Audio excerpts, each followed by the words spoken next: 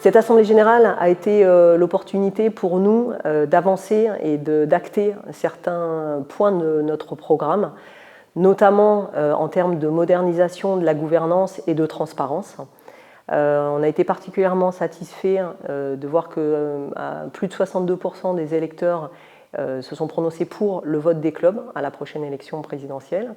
Et ils sont près de 80% également à nous avoir suivis dans notre volonté de simplifier les statuts. Ils ont été 80% à voter pour la limitation à 2 mandats consécutifs pour le poste de président de la fédération et près de 80% également à se prononcer pour la parité au niveau du comité directeur. On a également réussi à inscrire le recours au référendum d'initiative partagée, aussi, qui est une vraie garantie de transparence et de démocratisation de la fédération.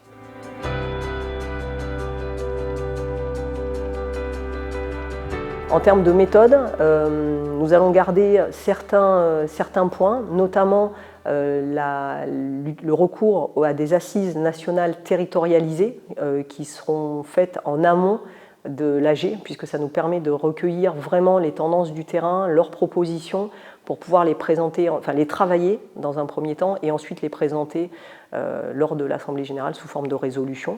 Ce qu'on veut garder également, qui a été apprécié au même titre que les assises territorialisées, c'est la possibilité de poser des questions en amont de l'AG et de pouvoir, enfin, ça nous permet, nous, d'apporter des réponses précises et d'être plus pédagogique dans les réponses qu'on peut produire. Donc ça, c'est quelque chose qu'on va garder aussi sur l'Olympiade à venir, vraisemblablement.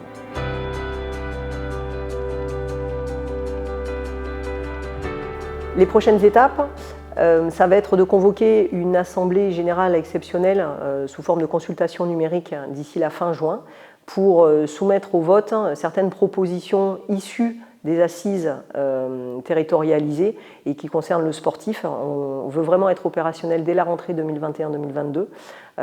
Donc les sujets qui seront concernés, ce sont tout ce qui concerne le système de compétition, pour avoir un système de compétition qui soit plus en adéquation avec les attentes du territoire.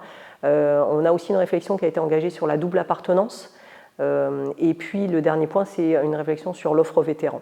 Donc il y a déjà des groupes projets qui sont lancés aujourd'hui et l'idée c'est de travailler en concertation avec le territoire pour pouvoir présenter des résolutions qui soient abouties lors de la prochaine consultation numérique. Et en parallèle, on est en train de constituer également des équipes projets sur d'autres sujets toujours issus des assises, tels que la formation des dirigeants, la formation des enseignants également, ou une vraie réflexion qu'on a engagée sur les grades, une modernisation quelque part des grades. Nous sommes très satisfaits de la manière dont s'est déroulée cette première Assemblée générale pour notre jeune équipe, tant sur tout son procédé, depuis les assises territorialisées jusqu'aux questions-réponses qui ont pu être posées avant, et les retours qu'on a pu avoir sur ces 2 temps-là, et également sur un temps un peu plus court finalement d'information suite à l'Assemblée générale par voie numérique liée au Covid. Ça nous encourage à penser qu'on pourra en tout cas s'inspirer de certains points pour les assemblées générales prochaines. Nous voulons vous remercier, vous les électeurs, pour le soutien que vous nous accordez.